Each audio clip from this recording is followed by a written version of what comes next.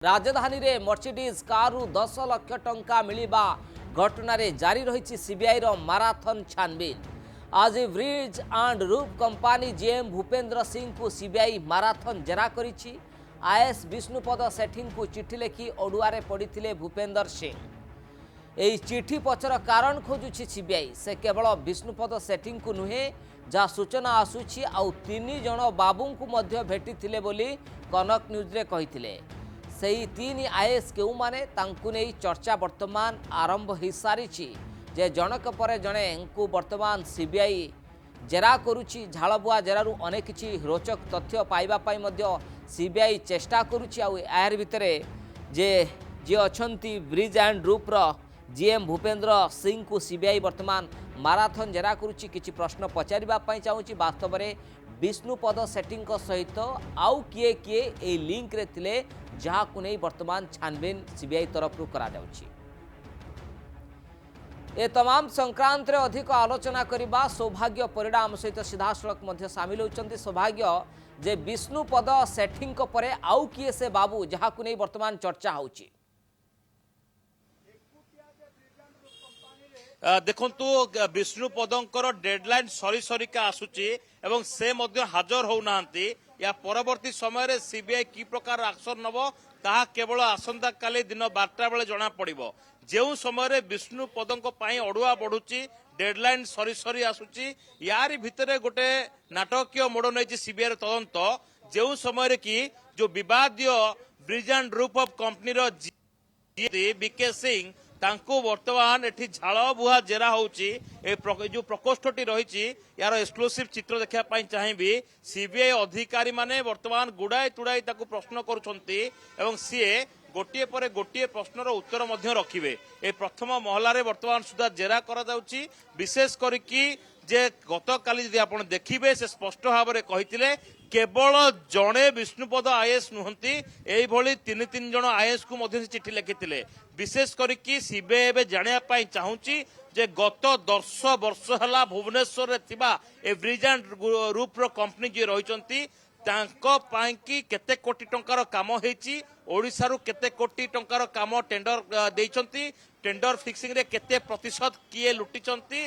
एथिरे केवल चंचल मुखर्जी को चंचकता नुहे बरम ब्यूरोक्राट को अनियमितता अनुकंपा पदक आसी।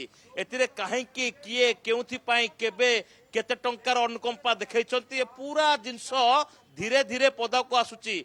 तेज एथिरे बीके सिंह केवल छंदी नांती। चंचल को बयान अनुसार जेठी एकाधिक कर्मचारी को ब्रिज एंड रूफ कंपनी रो कर्मचारी को डाकी जेरा करा जायछि। सितुआ संध्यारे झाल बुहा जेरा रे अनेक गुड़िए तथ्य भित्तिक प्रमाण धीरे धीरे सामना को आसुची। तेबे एथिरे जो एकाधिक आईएएस कथा कहा जाउची से दिन जो डील चलते 7 तारिख दिन से दिन गोटे गाड़ी रु केवल 10 लाख टंका जबत होला।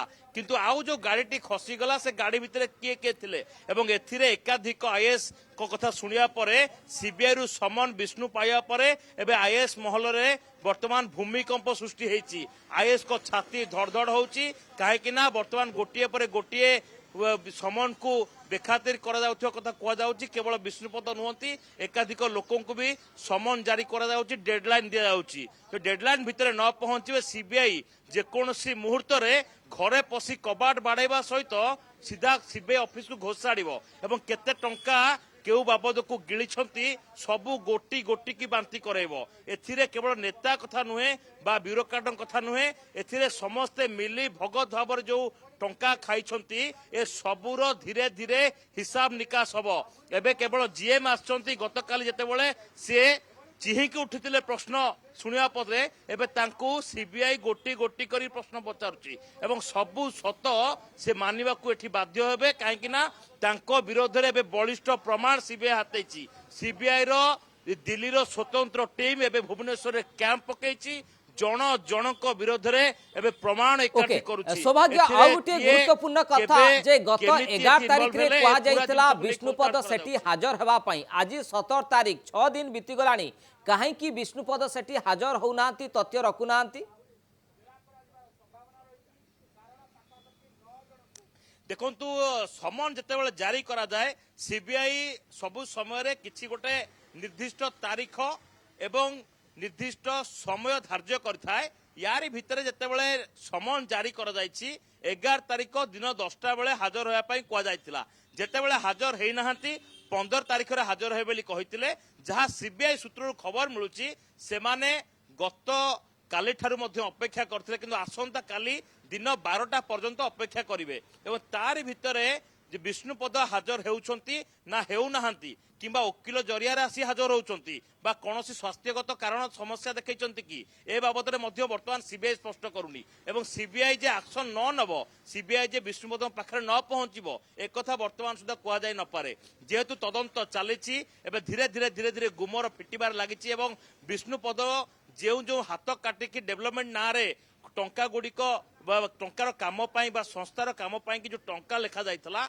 उक्त टंका गुड़िक केते कोटी टंकार काम होइतला किए काम करथिला केउ कॉन्ट्रैक्टर लाभवान होइचंती एथिरे को कंपनी लाभवान होइची केते टंका किए आत्मसात करछंती यार पूरा प्रमाण वर्तमान सीबीआई हाथ लागिची एवं जो कंपनी बाबद लिखिछंती आईएएस जनक या पछर असल रहस्य कौन थिला ताहा जानिया पाई वर्तमान सीबीआई चाहूची केवल गोटिए चिट्ठी नुहे पूरा 10 वर्ष भितरे केते कोटी टंकार काम होईची एवं से पूरार काम गुड़िक केउ मानर होईची एवं केमिति फेक बिल तैयारी कर जाउथुला से बाबद रे प्रमाण पाइची तो एथिरे खूब शीघ्र आहुरी एकाधिक आईएएस को मध्य सीबीआई नोटिस करि पारे समन जारी करि पारे जो माने हाजर न हेबे बा सीबीआई रो समन को बेखातिर करिवे सीबीआई निश्चित भाव में एक्शन मोड को आसीबो ओके निश्चित भाव में सौभाग्य की प्रकार अहेतुक अनुकंपा बाबू माने देखैतिले ए संस्था प्रति तार खोलताड़ मध्य सीबीआई करुछि बहुत बहुत धन्यवाद सौभाग्य आपनकर विस्तृत आलोचना पाए।